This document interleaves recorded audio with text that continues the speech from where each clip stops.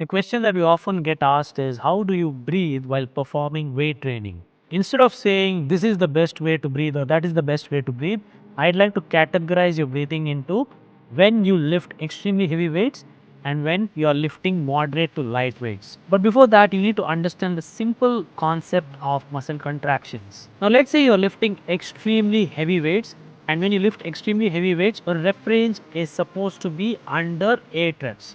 So my tip would be, if you're doing less than 8 reps, then you can perform your reps in a way where you're holding your breath. That's the style.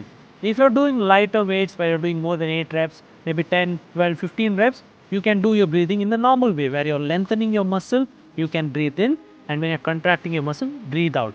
So I think this is the best way to go about breathing, but make sure you execute the exercise in the best form possible, and your breathing does play a role in how well you perform that exercise. When you're lifting moderate to lighter weights, you're going to do at least 8 reps, and it might go to even 20 or 25 depending on your fitness program. When it comes to breathing, I like to have specific types of breathing for isolation exercises where you're not doing extremely heavy weights, and also a different type of breathing pattern for exercises like compound exercises where you're doing squats, deadlifts, bench press, and so on.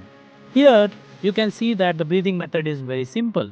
On the way down, when you're stretching the muscles, you are breathing in, and on the way up, when you're contracting, you are breathing out. That is a very simple method, and it is very relaxing, and it's very easy to perform that type of breathing.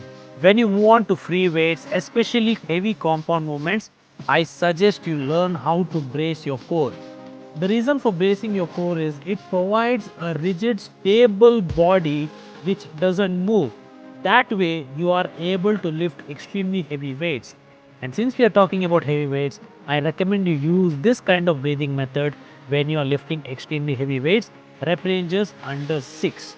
For exercises like squats, overhead presses, deadlifts, bench press, take a deep breath into your stomach, contract your core, and maintain that posture throughout the rep. And once you finish the rep, you breathe out or exhale and take a deep breath in again. Unlike machines where the machine is helping you maintain proper stability, in free weights you have to do that yourself, and hence bracing your core really helps. So the moral of the story is, you can breathe however you want, but to get the best possible stability, it's better to hold your breath, brace your core so that your whole body is tight, and that will allow you to lift extremely heavy.